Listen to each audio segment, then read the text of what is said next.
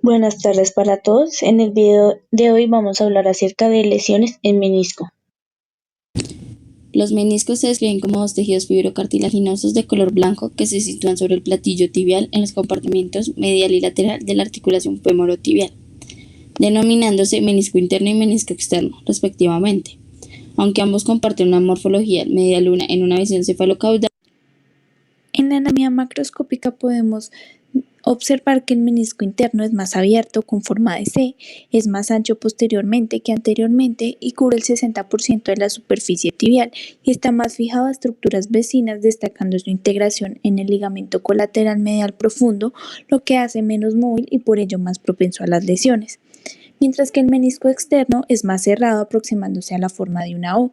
Tiene una anchura uniforme y cubre el 80% de la superficie tibial y tiene una menor fijación periférica y por tanto una mayor movilidad.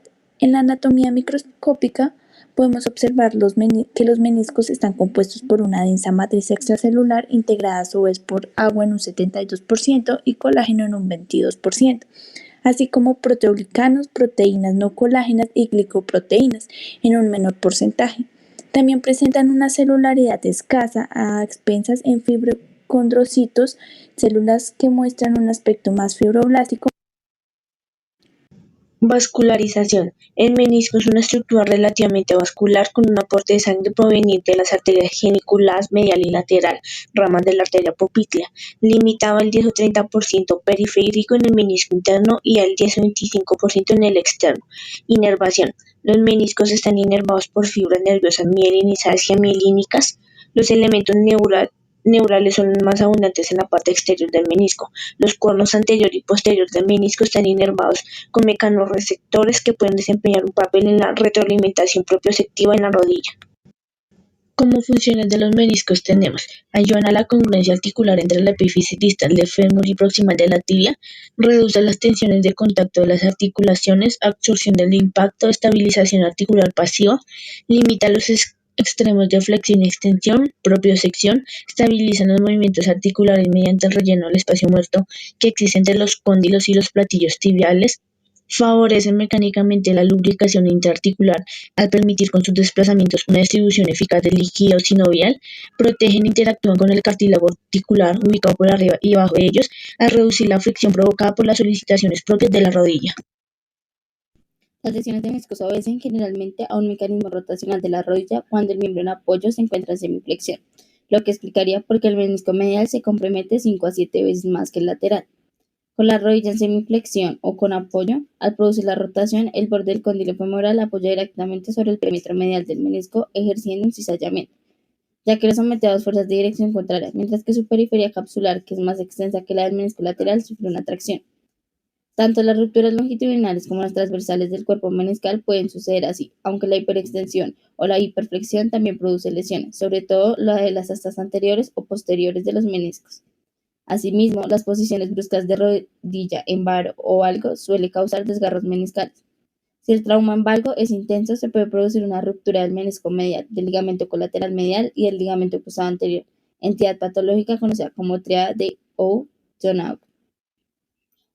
Tipos de lesiones. Entonces, entre las más comunes está el envejecimiento meniscal, que con la edad se observan cambios notorios en los meniscos que se tornan amarillentos y pierden celularidad, hidratación y elasticidad. Además, se observa la aparición de áreas quísticas a partir de las cuales puede iniciarse un desgarre degenerativo. Cabe destacar la progresiva pérdida de vascularización asociada a la edad, que condiciona una cada vez menor capacidad de cicatrización del tejido, con las implicaciones clínicas que de ello se derivan. También tenemos las lesiones traumáticas que ocasionan desgarros o rupturas meniscales tras grandes torceduras. Y tenemos lesiones mecánicas que pueden ocurrir cuando el complejo articular de la rodilla presenta un mal funcionamiento, como unos meniscos anormales, hiperextensión, ángulo cubo aumentado.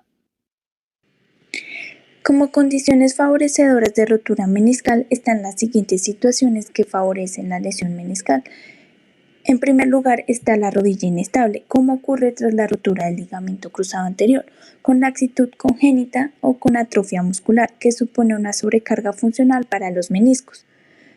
También está la rodilla con ejes mecánicos anormales, que condicionan una distribución desigual de cargas.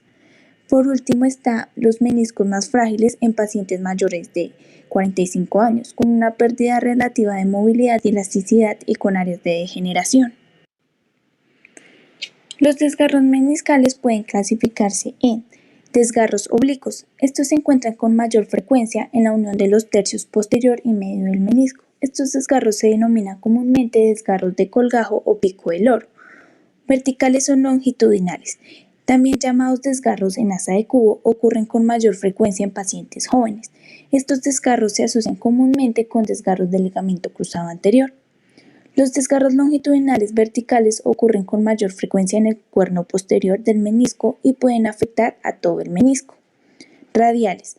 Los desgarros radiales o transversales del menisco suelen localizarse en la unión de los tercios posterior y medio del menisco. Los desgarros radiales completos rompen las fibras circunferenciales del menisco. Hendiduras horizontales o complejas. Los desgarros de incisión horizontal comienzan cerca del margen interno del menisco y se extienden hacia la cápsula.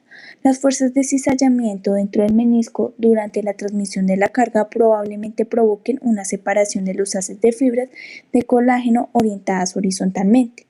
La incidencia de desgarros por hendidura horizontal aumenta con la edad. Aquí se puede observar una imagen donde se representan los distintos tipos de rotura meniscal. En la primera fila se encuentra la rotura vertical en asa de cubo y en asa de cubo desplazada. En la siguiente fila se encuentran las roturas pediculadas en pico de loro, flap y flap invertido. Y por último la rotura radial. Diagnóstico. Este se basa en los antecedentes de la lesión y la práctica deportiva, el estado funcional referido por el paciente y la exploración. Los síntomas indicativos de lesión meniscal son dolor en la interlínea articular femorotibial, derrame articular y bloqueo de rodilla. Su intensidad dependerá del tamaño y estabilidad de dicha rotura. Examen físico. Siempre que el médico sospeche patología meniscal, debe realizarse un examen físico completo de la zona lumbar y de las extremidades inferiores. También se tienen estudios de diagnóstico, como lo son las radiografías, la artrografía, la resonancia magnética y la artroscopia. En la siguiente imagen podemos observar una fotografía artroscópica de menisco interno que presenta rotura del cuerno posterior. Diagnóstico por imagen. Dentro de una amplia gama de estudios auxiliares con que se cuenta en la actualidad, el más útil para la identificación de las lesiones meniscales es la resonancia magnética. Con este estudio, los trastornos traumáticos del menisco pueden ser demostrados mediante signos de intensidad anormal en el sustrato del fibrocartílago o por la distorsión de su configuración triangular o por la separación periférica de la cápsula. Se ha descrito un sistema de graduación del primero a 3 para estos signos anormales que pueden correlacionarse con cambios anatómicos de la siguiente manera. Grado 1, degeneración zonal difusa. Grado 2, degeneración difusa mayor junto a la cápsula. Grado 3, ruptura, alteración de los lados del triángulo. En esta imagen podemos observar un corte coronal de resonancia magnética de la rodilla derecha con rotura del menisco externo. Entonces, en tratamientos está el quirúrgico, que no en todos los desgarros de menisco requieren intervención quirúrgica. Antes de decidirse por la cirugía para la patología meniscal, el médico debe excluir otras causas de dolor de rodilla como cambios condrales degenerativos.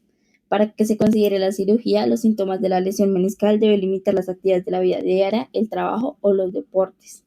Algunas lágrimas de menisco cicatrizan espontáneamente, por lo tanto, deben intentarse un ensayo de tratamiento conservador con modificación de la actividad y rehabilitación antes de la intervención quirúrgica. También está la rehabilitación, que se centra en el retorno temprano del rango de movimiento y la carga de peso protegida. Entonces, los ejercicios de rango de movimiento se pueden iniciar inmediatamente después de la cirugía.